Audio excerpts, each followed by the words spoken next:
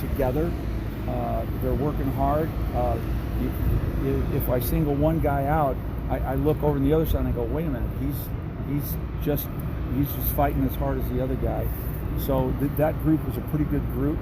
I think our O-line is coming together. They like hanging with each other, but all those guys do anyway. They're just, they love just sort of hanging out together.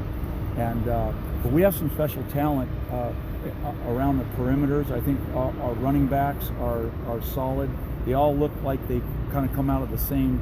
They're all about the same size, and but they've got some speediness and some quickness.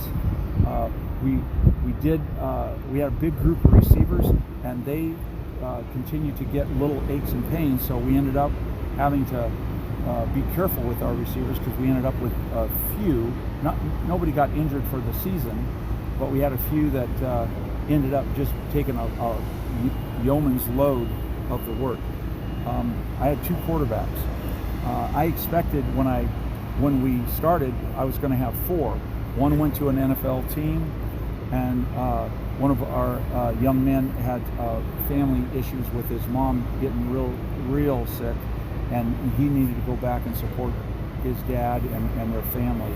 So he didn't quite get the work in. He tried to make efforts a couple times coming back out, and then he had to even go back again. So, the two quarterbacks that work, B.J. Daniels, right, and Brandon Silvers, and they loved it. I would have loved it too, right? Two QBs, you get every other rep or whatever.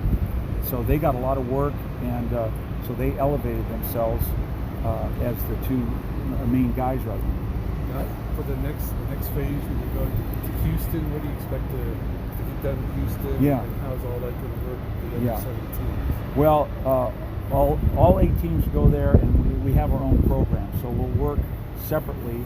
And this is where we're going to kind of rev things up with more speed. We'll work quicker because now we do have terminology. We'll work quicker because the players kind of know what to expect.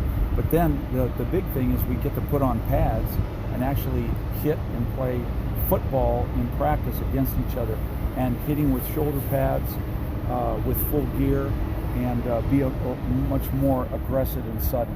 So we're all looking forward to that because that's the way the game really is. This what we did is just preparation for what we're going to see out there. We get to scrimmage a little bit, practice against each other, which I think is going to be really valuable.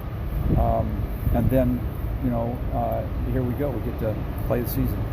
And I would tell you, there's a lot of little phrases that go around XFL stuff, and I believe in this one because everybody's here because we love the game.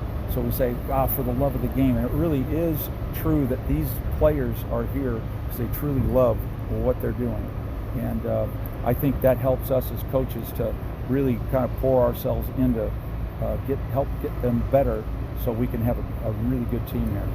So that's how you spent most of the practice with your two quarterbacks, mainly working on terminology, or? Yeah, well, that's a good question. Mainly the stuff we're working on is just technique, how to be efficient, how to not waste time. So I'm talking about different drops. Every QB's got a little bit different idea of what his rhythm is or what it takes to read and throw, and so we're talking about those things. And BJ actually teaches young QBs. That's one of the things that he was doing in between playing, and so he wanted some ideas about influencing these young men, especially as they decide on universities. And I thought Brandon had some good insight. I try to give him a little bit of what I would think a QB might need, and then BJ's in a good place because he gets it, some of the things that he was saying. So we were talking kind of all over the board there. All good, guys? Yeah. Great. Thank you. Yeah, good. All right, guys. Jim, if I real quick, 3 things you